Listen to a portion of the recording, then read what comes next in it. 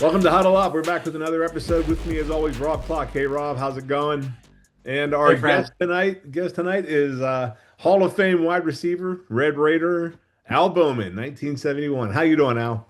Good, good. Thanks for having me. Great to have you here with us, Thanks for man. coming. Thanks for joining us, Al. Al, you're like the first record-setting receiver at Shippensburg.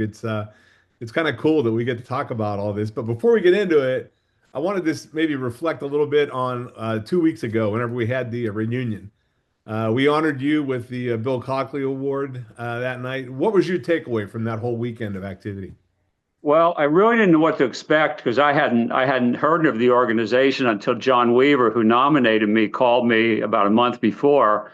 And I had been back to a few of the get-togethers where like the old football teams would get together. So I kind of thought that's what it was, something like that. But I was very impressed by the camaraderie and the number of people who came back and the enthusiasm for the program. To be honest, I hadn't realized there was that much support for the program now because to be honest, I've fallen away from coming back to the games for a while just to get doing other things and you don't get back. But I was really impressed by everything, by the whole weekend and the support of President Patterson. And I was really impressed by Coach Gallardi. I thought he was a good choice, for that job. He's young, he's enthusiastic. And to be honest, I guess the surprise to me was so much different than when I played there because we didn't, I don't know about when you guys played, but we didn't have the support that they have now. I mean, the president didn't support it. There was no money. There was no booster clubs. There was nothing like that.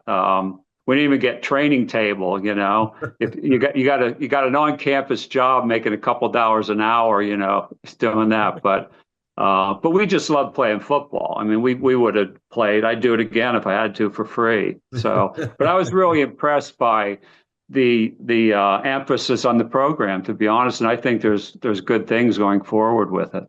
Well, it's nice of you to say that. We're really trying to build it, and we're trying to get this whole thing moving in that direction where we get a lot more guys involved. Yeah, yeah. Yeah, Alan, it was so nice to meet you and your wife on that weekend. That was just an excellent experience. But I do have to give a confession to all of our audience. Al is from a high school, Upper Dolphin area, that is my high school, Line Mountain High School's dreaded enemy. So when he and I linked up, that was funny, but it is amazing how we come from such similar areas. But Yeah, growing it's up, funny. the kids hate each other, and then they get to college and they become best friends. But let me ask you that. How did you get recruited out of Lycans, Pennsylvania to Shippensburg State College? And, how'd you get there? What's the story behind that?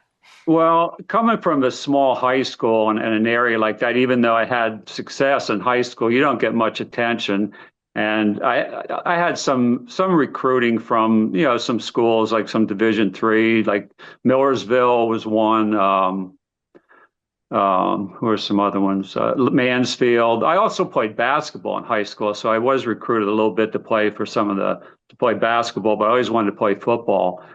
And I actually went up to Penn State. I may have had a shot to go on as like a preferred, I don't know what it's called, a walk-on, not a scholarship. Bird walk-on. Yep. But the weirdest one was I got a call from Columbia University, and I knew nothing about Columbia University or where it was or New York City. But I guess the coach there was a new coach. He had seen some films of me, and he offered me a scholarship to go there.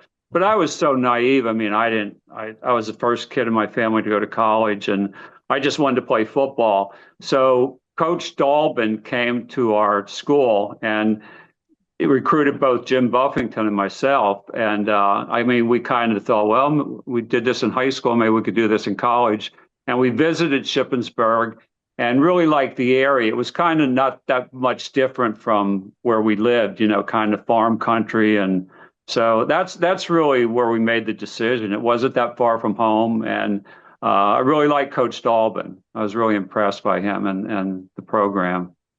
Now you mentioned Buffington, Jim Buffington.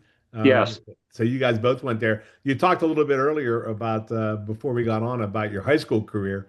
let's hear about some of that history and maybe what you did in high school and who you played for.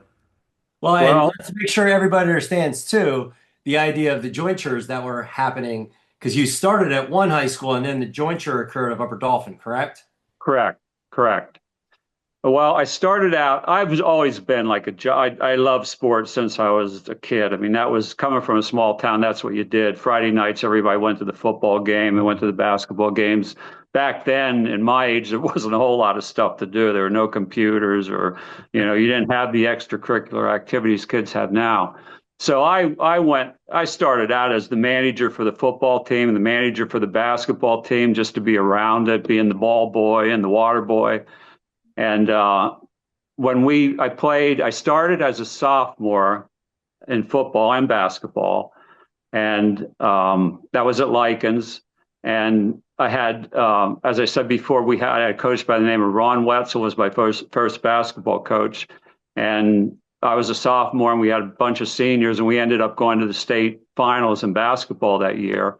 And so that was exciting. But then we joined up with Upper Dolphin.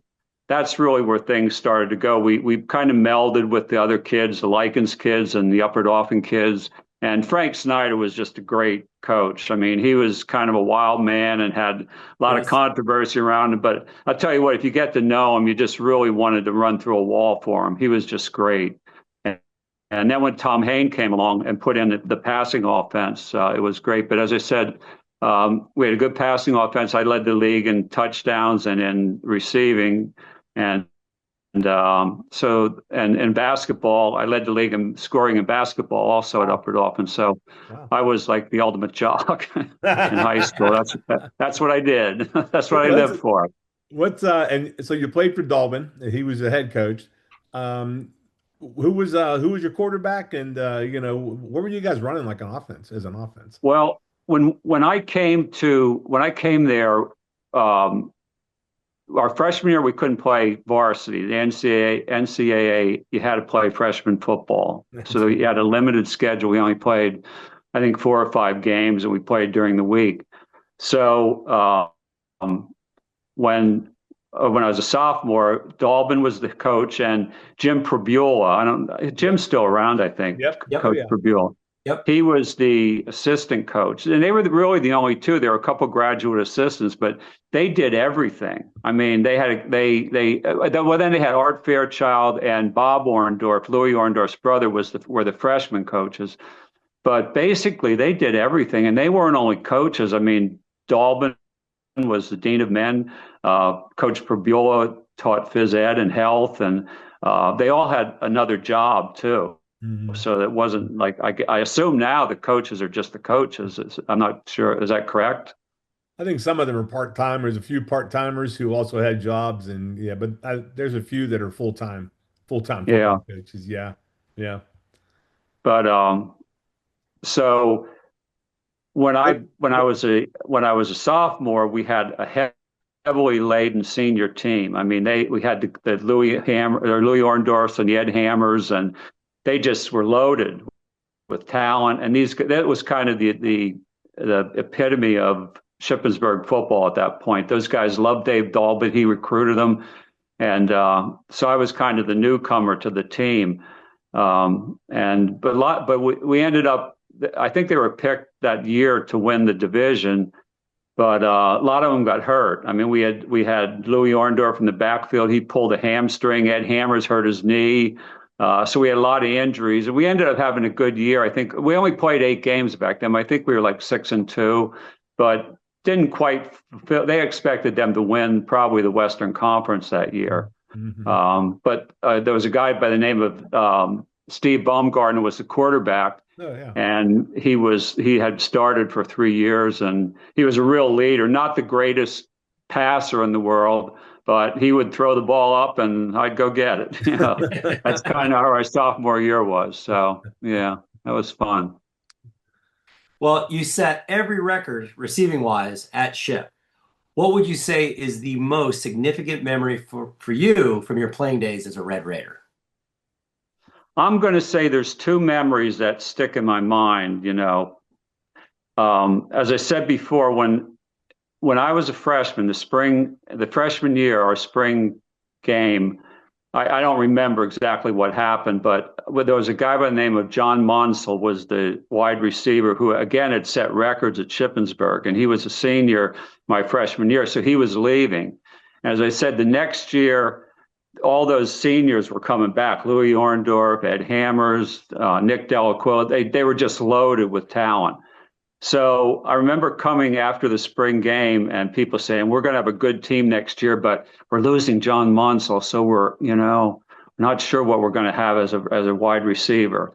So that kind of stuck in my mind all summer. So we came back. The first game of the season we went up to Mansfield and played. And I caught 2 touchdown passes and caught 6 passes. Nice. And so that kind of solidified my time as the receiver, which is that's just a memory I have because it was, like I was kind of the new guy. Everybody else was a senior and I was kind of the new guy coming in there. And then when some of those other guys got hurt, I ended up being kind of a bigger part of the offense because we had 3 running backs, Ed Hammers, Louis Orndorff, and a guy named Tom Walton. And when all of them got hurt at one point or another, so we ended up having to pass more than they probably would have had those guys not gotten hurt. Mm-hmm. The other memory I have is, again, I set a record we played at Indiana. I'm not sure what year. I think it was my junior year. But we went out to Indiana, IUP, and they had a really good team. We never beat Indiana. They were always so good. But I caught 13 passes that game and set a record and scored 2 touchdowns. And I played both ways the whole game. We had some injuries at defensive back, so they made me a defensive back that game. Had you practiced at defensive back at all? No, a little bit that week. Like the week before, they started getting injuries and. I made a tackle on special teams, and they said, well, maybe he can play defensive back. So, but I was one tired puppy after that game. I can imagine. Oh, my God. Ways. Yeah. Yeah. But that's the 2 memories I have. I mean, that stick out in my mind that I still remember. Yeah. Well, you make me curious because, then you said, I mean, when you have all those guys in the backfield, back in those days, they ran the ball a ton. How were you able to set all those records? I mean, what was your style as far as a receiver? Were you a speedster? No, I was not a speedster. I was more of a possession receiver. I mean, I had some long touchdowns, but we only passed when we had to. That was the thing. We'd try to run. And then with those guys getting hurt, then there were some new people in the backfield, so our running game wasn't always as good. But I just we had good quarterbacks. I mean, I played the time I was there, I had 3 different quarterbacks. Steve Bumgardner was a senior when I was a sophomore. There was a guy named Ron Finley who was a really good athlete, came there to play basketball and ended up playing football. And he was a quarterback. So he was a quarterback my junior year. And then Jim Monos, who I'm sure you know, he transferred in from VMI and sat out my junior year because he had to sit out, and then his senior year he played. So I had 3 good quarterbacks the whole time I was there. So, and I guess I was the primary receiver, so that always helped. But we'd end up running, and then we need a first down, so we'd have to pass. That's the best time to throw, when everybody knows that you're going to throw. Yeah, when they know you're going to do it. Yeah, yeah. But we never had the offensive coordinator. Coach Berbule he handled the offense, but he wasn't the offensive minded coach that when I was there, to put in like a really sophisticated passing offense. And you said, the teams just didn't pass that much back then. Right. Yeah. Well, I will tell you, I learned a lot about you through the introduction that John Weaver did for you. And I always had a lot of respect for John. I got to coach with John. We actually interviewed him last week on the show. But he did talk about a lot of your records. So I'm curious about this. Of that list, and it is quite extensive, and a chance to play for the Philadelphia Eagles, you got a tryout, like, it's impressive. Of all that, what would you say is the most memorable from that list? Because, again, it's pretty significant. Yeah. I would say probably the thing I'm most proud of maybe is that I set records at Shippensburg for pass receiving. And I think the other thing is that I led the conference, the whole conference in pass receiving my sophomore and junior years. Wow. Because I think that I'm most proud of, because that's the whole conference, you know. That's impressive. Yeah. So I'd say that's probably it.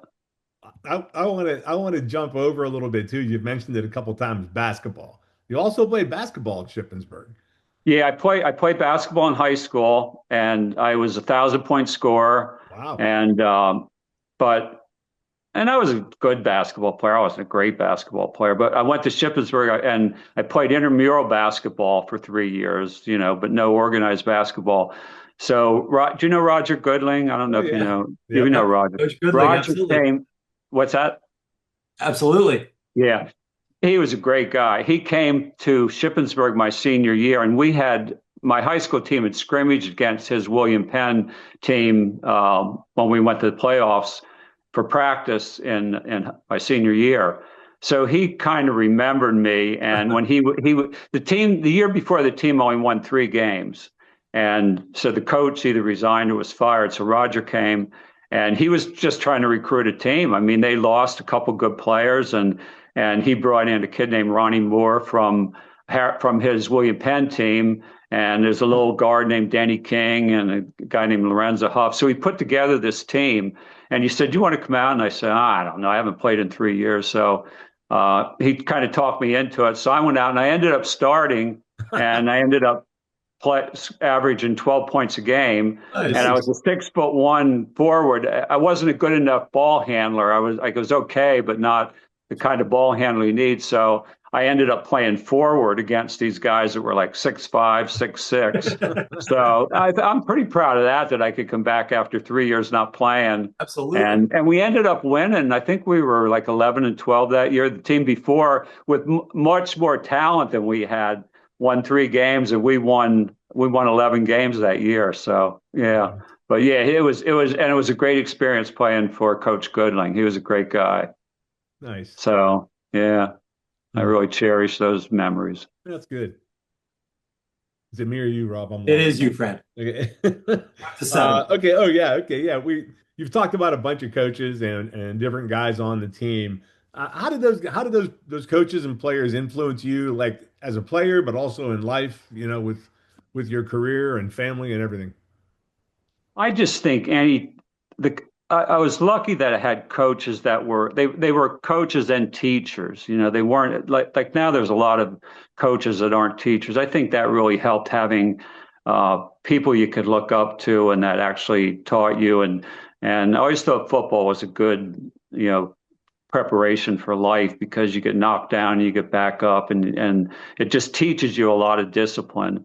But I'd have to say, you know, when I think of people that influenced me, I'd have to start off with my grandfathers were the first. I had 2 grandfathers that were totally different. One was Catholic, one was Lutheran. They didn't have anything in common, but they both loved football. They watched football on television on Saturday. They loved Notre Dame. I liked Notre Dame as a kid. I wouldn't say now I'm an avid Notre Dame fan, but they both loved Notre Dame. And my one grandfather would get confused by the instant replay. He'd think they ran the same play 3 times in a row, and he'd yell at the television because they were running the same play again. Classic. And then I'd have to say, you know, my dad, not necessarily for sports, but just as a human being. My dad was the youngest of 4 kids, enlisted in World War II. He didn't have to go. He went. And he was a medic, and he was in the Battle of the Bulge.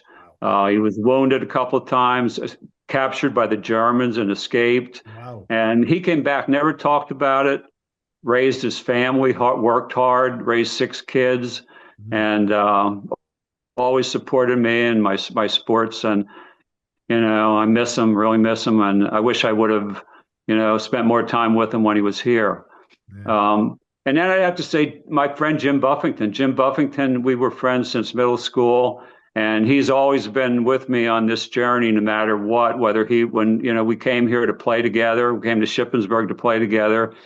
he kind of never got his chance. And then when he did, he dislocated his shoulder, and it kind of ended his career. But he's, to this day, he's my best friend, and he has always supported me. And as I had success at Shippensburg and got a tryout with the Eagles and things like that. But then the coaches in general. I had great coaches, and I was friends with most of them after I played. Like, I used to hang out with them and see them. And when Frank's wife passed away, I spent a lot of time with Frank Snyder, and just great memories that I don't think all kids necessarily have. I'll tell you, and just, meeting you, knowing Ed Hammers, knowing Louis Orndorff, Coach Mo, that whole group of guys. It's a great group of guys. I mean, class acts, like, all the way around. The thing is about those guys hung together. That group is still close and still meets and still gets together. I guess the biggest regret I have is that after they left, the next year wasn't quite as talented and quite as dedicated. And then the group I was with, we had a good recruiting class when I was a freshman, but we had a bunch of kids from Altoona. Altoona was really good in football back then, but a lot of them flunked out. They couldn't handle the self-discipline, and a lot of them flunked out of school. So we had a pretty good group of kids, but we didn't have the depth and the talent. Like, they were solid all over. They had good linemen, good defense, good offense. They dedicated to the game, and those guys still stick together. My group kind of didn't have that much dedication. Some of us did, but not everybody. And after we left, some of the guys after us really, kind of forced, I think, Coach Dolbin out. I mean, they just kind of ruined the program, I thought, for a while. So I'm glad to see that it's really going strong now. Yeah. Yeah, and again, we talk about this a lot on the show, but how sports, and there's connections, but the Frank Snyder connection here. Again, I was a young coach, and Frank was more at the end of his career. I got to meet him a few times, but I actually got the chance to coach his grandson at Cedar Cliff, Chad Walker, who then went on to play at Lafayette, and he's now the head football coach at Pace University up in New York City. Oh, really? Okay. Yeah, so he's a chip off the old block, and I remember, like, at his graduation party, I stood with Frank the whole time and just talked to him the entire party, because I just was picking his brain, and because he was just such a knowledgeable guy, just like you said, just a class act. Well, if you couldn't get excited about football talking to him, you can't get excited about football. Exactly right. He was hardcore. Absolutely. Oh, he was a great guy. But we're talking about your career here, and it definitely was a Hall of Fame career. But, not all of us got to experience that induction. What was that like for you to get inducted to the Hall of Fame at the school where you went and, played two sports and just the whole deal? It was really great. I was really honored to be inducted. I think it was the third year that, when they did it, and it was a really nice ceremony. My family got to see it. My kids, they were there. And it's really an honor, really an honor to be acknowledged after, because I think once you're gone, nobody remembers you anymore. It's like, hey, he's gone. Who's that? But that was really nice. Well, it's funny. John Weaver nominated you for the Bill Cockley Award, and I had read about you a long time ago when we first started RR4L, and I came across just your Hall of Fame thing, and I thought, man, that's an impressive guy. And then when John nominated you for this, I thought, guaranteed, this guy he's material for this award. So, I really appreciate it. I appreciated John remembering me. He's a super guy. Oh yeah, great. He's the best. Yeah, he's been supporting us from day one. He's a good. Very much so.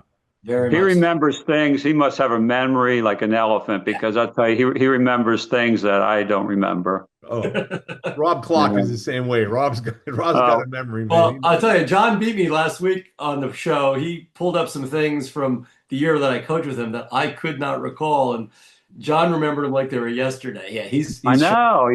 He was telling me stuff at that weekend, and I'm like, I don't remember that. Good. Yeah. Hey, what did you think of this at the spring game when they were scrimmaging? What do you think of receivers today versus receivers when you played? I probably wouldn't make it. I wouldn't be there. I don't think I'd be able to play. Wouldn't you love to be? I'd love to be able to play like that one more time. Mm-hmm. No, I we was all say it. impressed with the numbers they had out, like the number of recruits and the number of players on the team. Yeah, I Yeah, know I think Coach Gallardi worked hard to get it together, and he came in short notice, after Coach Mack left at the end of last season. yeah, He had to scramble, but he's got a pretty good group of guys. I Yeah. think he'll be really good. I think Yeah. he'll be really good. It Yeah. might take him a year or two to get established, but I think he did a nice job with his recruiting class and with some of the transfers he brought in from other schools because that's part of the game now. Yeah. It'd be tough coaching nowadays. Really tough. Yep. Yeah, for sure. All right, Al. Hey, we appreciate the time, man. Well, Well, and I ate some humble pie here, and I honored an Upper Dolphin guy, but it was worth it because class act. I love meeting you and your wife. Thank you so much. I appreciate it. Yeah. Thank you so much for having me. You bet. It was great Absolutely. seeing you, Al. See you again in the fall, buddy. See ya. Okay. Take care, guys.